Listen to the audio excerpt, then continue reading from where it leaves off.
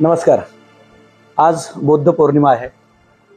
भारतामध्ये आणि जगात पहिल्यांदा माणसाने माणसासोबत माणसासारखं वागलं पाहिजे।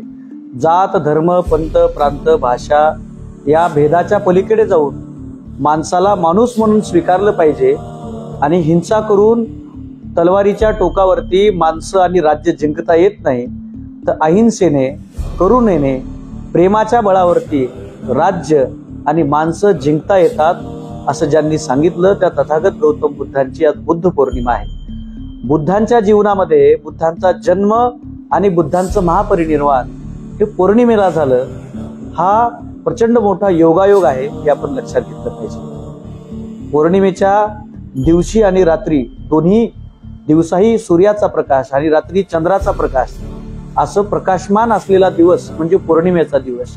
आणि ह्या पौर्णिमेच्या दिवशी बुद्धांचा जन्म झाला आणि त्या तथागतानं जगातील सर्वसामान्य लोकांच्या जीवनातला दुःखाचा, अज्ञानाचा, भेदाचा, चातुर्यवर्णाचा, जाती व्यवस्थेचा अंधकार दूर केला आणि लोकांच्या जीवनामध्ये समतेची, ममतेची, करुणेची शिकवण पेरून प्रकाश निर्माण केला।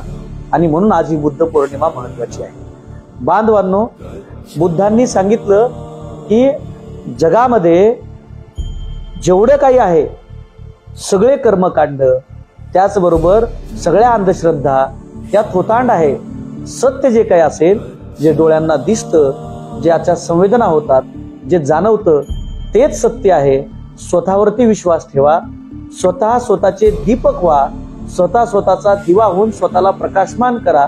तुमच्या जीवनातील दुःखाचं, तुमच्या जीवनातील अंधकाराचं, तुमच्या जीवनातील अडचणींचं कारण हे तुमच्या डोक्यात असलेलं अज्ञान आहे। हे अत्यंत सोप्या भाषेमध्ये जगाला सांगण्याचं काम तथागत गौतम बुद्धांनी केलं।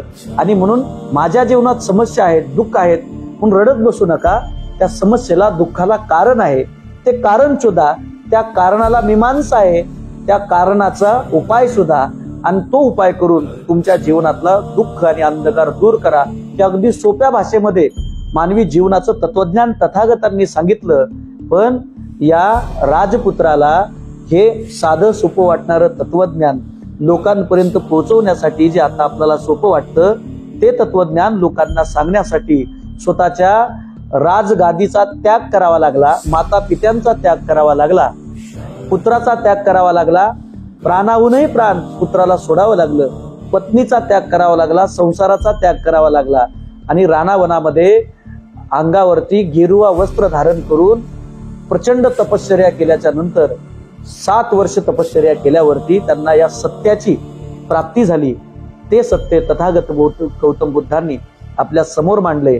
आपण त्याचा आचरण आणि त्याचं अनुकरण आपल्या जीवनामध्ये करावं आणि या बुद्ध पौर्णिमेच्या निमित्तानं तथागत गौतम बुद्धांकडून एवढीच शिकवण घ्यावी की आपण स्वतः प्रकाशित व्हावं।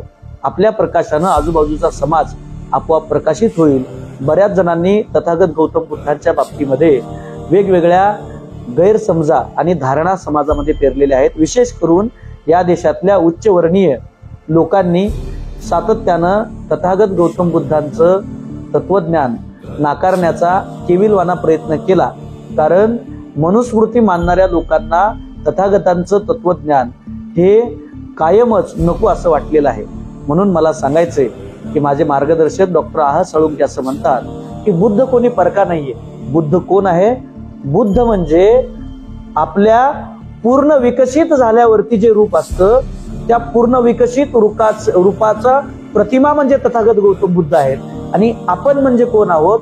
तर विकसित न झालेले अविकसित बुद्ध आहोत।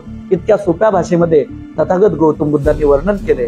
आजच्या बुद्ध पौर्णिमेच्या देशातील संबंध भारतीयांना शुभेच्छा देतो।